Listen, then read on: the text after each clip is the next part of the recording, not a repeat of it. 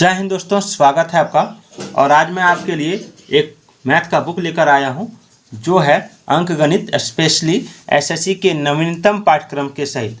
ये बहुत ही अच्छी किताब है। इसमें आप एसएससी, बैंक, रेलवे, ठीक है, पुलिस रिक्वायरमेंट, एमबीए और एनडीए और सीडीएस की तैयारी कर सकते हैं। तो आइए देखते हैं इसमें सवाल क्या क्या है। और इनके लेखक हैं डॉक्टर एस.डी. यादव सत्यम। तो चलिए इनके मैथ को हम लोग बनाते हैं और देखते हैं कि क्या क्या सवाल इसमें मिलता है। पहला चैप्टर है संख्या पद्धति, ठीक है। तो संख्या पद्धति है तो हम लोग डायरेक्ट उनको बनाएंगे और उसी से इन सब कॉन्सेप्ट को समझेंगे। उसमें क्या होगा कि उसमें समझने में आसानी होगी। तो चलिए इसको प्रश्नों को हल करते हैं।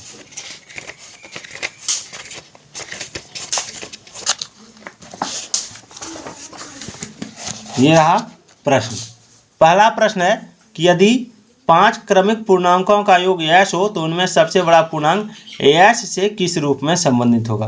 यानी 5 को पूर्णांक ले लिए, ठीक है। कितना ले लिए? 5 पूर्णांक संख्या। 5 पूर्णांक संख्या जो लिए, ठीक है, तो उनमें यदि जोड़ते हैं तो यश निकलता है। तो उनमें सबसे बड़ा पूर्णांक यश से किस प्रकार संबंधित होगा। तो चलिए इसको सोल्व करते हैं। हमको सवाल क्या कह रहा है? सवाल जो है कह रहा है कि यदि, ठीक है, कि 5 क्रमिक पूर्णांक, 5 क्रमिक पूर्णांक का योग कितना है? यश है। कितना है? यश है। 5 क्रमिक पूर्णांक का योग यश है। अब ठीक बीच का पूर्णांक कितना आएगा? ठीक बीच वाला पूर्णांक, बीच का पूर्णांक। तो बीच का पूर्णांक हमको निकालना है। यानी 1 2 3 4 5 मान लीजिए। तो ये 3 है जो है हमारा बीच का पूर्णांक आता है। यानी तीसरा पूर्णांक निकालना है, ठीक है। तीसरा पूर्णांक निकालना है तो क्या करना होगा? तो हमको करना होगा कि योग बटे पूर्णांकों की संख्या, योग बटे पूर्णांकों की संख्या, ठीक है। पूर्णांकों की संख्या, योग बटे पूर्णांकों की संख्या हो गया। तब क्या करेंगे? तब हम लिखेंगे यश बटे 5, ठीक है, यश बटे 5। अब हमको क्या निकालना है? सबसे बड़ा पूर्णांक। तो सबसे बड़ा पूर्णांक निकालने के लिए क्या करना होगा? सबसे बड़ा पूर्णांक। तो सबसे बड़ा पूर्णांक जो होगा वो प्रथम से लेके अंत में जो सबसे लास्ट में आएगा वही सबसे बड़ा पूर्णांक होगा।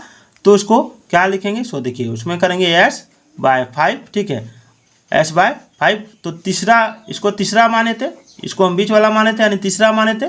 तो इसमें 2 अंक हमको जोड़ना है, प्लस 1 जोड़ दिए, फिर प्लस जा रहा है क्योंकि लगातार जा रहा है। तब क्या हो जाएगा? तब हो जाएगा एस बाय 5 प्लस 2। अब हम इसके नीचे एक छिपा रहता है जिसका 5 और 1 का एलसीएम ले लिए। तो 5 हो गया, ठीक है, एस का एस लिखा गया। और इसका एलसीएम जब 5 आए तो इस 1 से इसको डिवाइड किए तो 5 आए, 5 से 2 को गुना किए तो प्लस 10 आए। तो यही इसका आंसर होगा। आप मिला के देख सकते हैं, देख लीजिए, s + 10 का आंसर है। और ये सवाल पूछा गया था एसएससी 10+2 4/12/2011 में। चलिए अगला सवाल देखते हैं। अगला सवाल है कि श्रेणी 1 + 2 + 3 + पदों का योग 50-50 होगा, यानी 5050 होगा। सवाल एक बार और देख लीजिए कि 1 जोड़ 2 जोड़ 3 जोड़ फिर डैश डैश दिया, फिर कितने पदों का योग 5050 होगा। तो चलिए इसको सोल्व करते हैं। किताब को साइड कर लेते हैं। तो हम लोग जानते हैं कि अगर हमको पद का योग निकालना पड़ता है, ठीक है, तो कितने पदों का योग बोल रहा है? तो माना कुल पद n है, माना कुल पद बराबर n, ठीक है। तो n पदों का योग का सूत्र देख लीजिए। n पदों का योग का जो सूत्र होता है वो होता है n इंटू, ठीक है, n + 1/2, ठीक है, ये है। तो हमारा ये आया सूत्र। अब इसी पर हमको बैठाना है, ठीक है, इसी पर हमको बैठाना है। तो यहाँ लिखेंगे n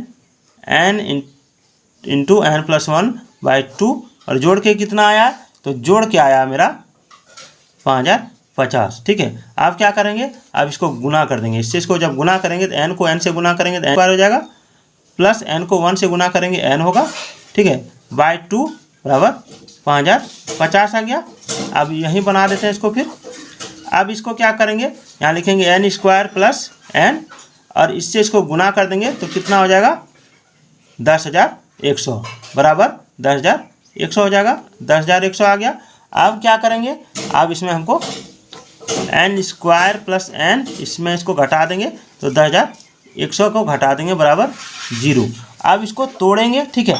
इसको जब तोड़ेंगे तो तोड़ने का सिस्टम जान लीजिए कैसे बनेगा। सो देखिए यहाँ पर हम पहले 10,100 लिखे, ठीक है। 10,100 जो लिखे इसको इस तरह तोड़ना है कि मेरा गुना करने पर, ठीक है, n 10,100 आए और घटाने पर n।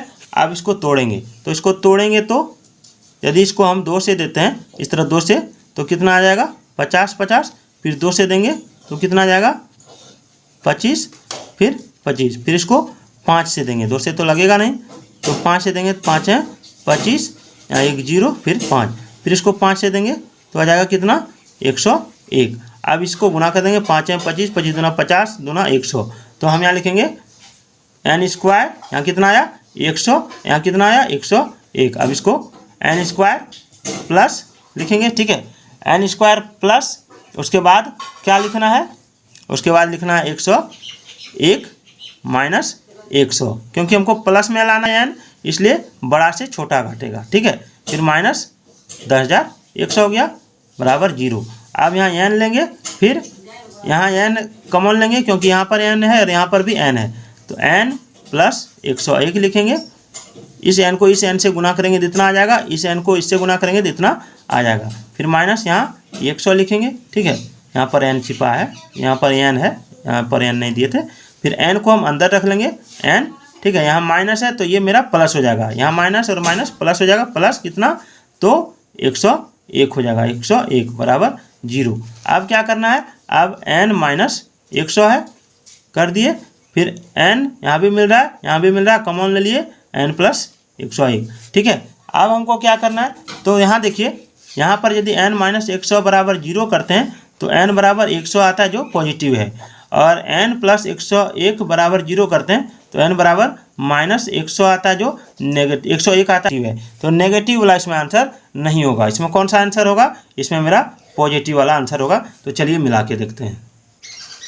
देखिए इसमें नेगेटिव का कोई भी आंसर नहीं दिया, इसमें नेगेटिव, ये मेरा नेगेटिव में आ रहा है जो यहाँ गलत है, ठीक है, तो ये हो जाएगा मेरा ऑप्शन सी आंसर हो जाएगा। चलिए अगला क्वेश्चन देखिए। अगला है कि 1 जोड़ 3 जोड़ 5 जोड़ 7 जोड़ 9 जोड़ 11 जोड़ 13 जोड़ 15 जोड़ डैश के 15 पदों का योगफल हमको ज्ञात करना है। इस तरह के 15 पदों का योगफल ज्ञात करना है। तो इसमें हम जान रहे हैं कि ये मेरा विषम संख्या है, ये मेरा कौन संख्या है, ये मेरा सारा विषम संख्या है। तो विषम संख्याओं के, ठीक है, योग का सूत्र हम लोग पहले जानेंगे, फिर इसको सोल्व करेंगे।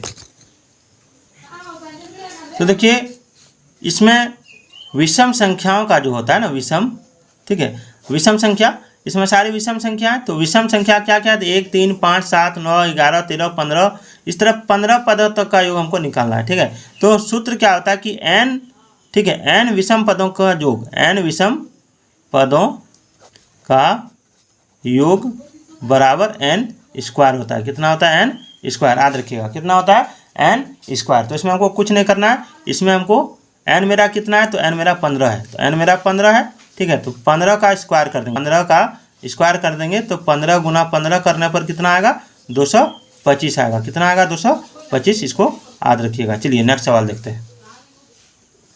चौथा नंबर सवाल है कि 50 से कम 3 के सभी धनात्मकों का योग ज्ञात कीजिए। यानी 50 से कम 3 के सभी धनात्मक गुणजों का योग ज्ञात करना है। 3 का धनात्मक गुणज, गुणज मीन्स होता है पहाड़ा या टेबल, ठीक है। आप डायरेक्ट जानिए गुणज मीन्स पहाड़ा या टेबल। तो 3 का पहाड़ा हमको 50 से कम तक लिखना है। तो इसमें क्या करेंगे, आइए देखते हैं। तो 50 से कम, ठीक है, 3 के सभी धनात्मक गुणज, धनात्मक गुणज को हम यहाँ प्लस से लिख देते हैं, धनात्मक गुणज, ठीक है। कौन कौन हो सकते हैं, तो 3 से पढ़ेंगे तो 3 से लेके 50 के बीच जो आएगा 3 का पहाड़ा वाला वो आएगा आपका, ठीक है, 12 तिया 36, 12 चौक 48, 16 तिया 48, यानी 48 तक आएगा। क्या आएगा 48, क्योंकि जब हम 3 के 16 घर पढ़ते हैं तो 48 आता है, जो 50 से कम है, ठीक है, 50 से कम है 48, याद रखिएगा, और 48 जो 50 जो है ज़्यादा है। अब हमको क्या करना है, तब हमको यहाँ पर लिखना है योग। तो गुणजों का योग का सूत्र क्या होता है उसको जान लीजिए। यदि गुणज के योग का सूत्र निकालना है तो क्या लिखना है, प्रथम संख्या प्लस अंतिम संख्या, प्रथम संख्या प्लस अंतिम संख्या बटे, ठीक है। अब इसको बटे में 2 देना है और मेरा n जितना आएगा उसको गुना करना। n मेरा कितना आएगा, तो 3 के 16 घर पढ़ने पर 48 आता है, यानी 16वां घर में 48 आता है, तो मेरा n हो जाएगा 16। n मेरा कितना हो जाएगा, n मेरा हो जाएगा 16। इसको फिर से एक बार समझ लीजिए कि 50 से कम 3 के सभी गुणज जो होंगे वो निकालना है। तो 3 का अगर हम पहाड़ा पढ़ते हैं तो 12 तिया 36 होता है, ठीक है, 12 तिया 36, 15 तिया 45, 16 तिया 48, तो 16 तिया 48 होता है। तो 48 जो है 50 से कम होता है, लास्ट मेरा 48 तो के घर में आता है, 100 घर में। तो n जब मेरा 16 घर में 48 आता है तो वही मेरा n हो गया। तब इसका सूत्र क्या होता है, इसका सूत्र होता है प्रथम संख्या प्लस अंतिम संख्या गुना 16, ब्रैकेट के अंदर रखिएगा इसको, गुना 16 बटे 2। तो प्रथम संख्या कितना है, प्रथम संख्या मेरा 3 है, ठीक है, प्लस अंतिम संख्या कितना है 48 है, ठीक है, बटे 2 करना है और गुना 16 इसको गुना कर देना है। अब यहाँ ब्रैकेट के अंदर रखना है, इससे इसको काट देंगे, 2 8 16। अब हमको 48 और 3 को जोड़ देना है, तो 51, 51 गुना 8 करेंगे तो 8 एकम 8 हो जाएगा और 8 पंचे 40, 408 इसका आंसर हो जाएगा। आप मिला लीजिएगा, ठीक है। चलिए नेक्स्ट सवाल देखते हैं। देखिए सवाल में आंसर आप मिला लीजिए, 408 है, ठीक है। अब दिया है कि 1 जोड़ 2 जोड़ 3 जोड़ 4 जोड़ 10, ठीक है, बराबर 55, तो योगफल 16 जोड़ 12 जोड़ 18 जोड़ 24 जोड़ डैश डैश प्लस बराबर प्लस 60 बराबर क्या होगा। सवाल एक बार और समझ लीजिए कि 1 से 1 जोड़ा, 1 से लेके लगातार, ठीक है, 10 तक जोड़ा तो 55 आता है। अब फिर 6 जोड़ेगा, फिर 6 का पहाड़ा को जोड़ेगा, फिर 6 के पहाड़ा को अगर जोड़ रहा है तो 60 तक जोड़ा तो कितना होगा। तो चलिए इसको देखते हैं। तो सवाल में क्या था कि 1 जोड़ 2 जोड़ 3 जोड़ 4 से लेके 10 तक लगातार जोड़ते हैं तो 55 आता है। अब फिर 6 का पहाड़ा यदि हम लिख के 60 तक जोड़ते हैं, यानी 6 के 10 घर तक लिखते हैं, 6 के 6, 6 दूनी 12, 6 तिया 18, 6 चौक 24, इस तरह 60 तक लिखते हैं, तो उसको जोड़ने पर कितना होगा। तो एकदम आसान है, कुछ नहीं करना है, पहले आप लिख लीजिए, ठीक है, 6, ठीक, तो 6 जोड़ 12 जोड़ 18 जोड़ 24 जोड़ इस तरह फिर 60। अब इसको हमको 10 घर ही देना है, क्योंकि यहाँ मेरा 10 घर है, ये भी हमको 10 घर ही जोड़ने के लिए बोल रहा है। तो 6 से मेरा सब कटता है, 6 से मेरा सब कटता है, तो 6 से मेरा जब सब कटता है तो 6 कॉमन ले लेंगे और यहाँ लिखेंगे 1 जोड़ 2 जोड़ 3 जोड़ 4 जोड़ इस तरह करके यहाँ 10 लिखे, ठीक है। अब हमको क्या करना है, देखिए इसका जो जोड़ आया था, इसका जोड़ कितना आया था, इसका जोड़ आया था 55, ठीक। अब क्या करना है, तो 6 गुना इसका मान हम 55 रख देंगे, 55 आ गया। अब इसको गुना कर देंगे, कितना हो जाएगा, इसको जब गुना करेंगे तो आ जाएगा 330, गुना करने पर आ जाएगा 330, याद रखिएगा, ठीक है। तो आज का ये 5 प्रश्न आपको कैसा लगा कमेंट करके जरूर बताइएगा। फिर मैं कल 10 प्रश्न आपको बताऊंगा, इस तरह कर करके मैं प्रश्नों की संख्या बढ़ाते जाऊंगा। अगर आपको अच्छा लगा तो कमेंट जरूर कीजिएगा। फिर मिलते हैं, जय हिंद जय भारत।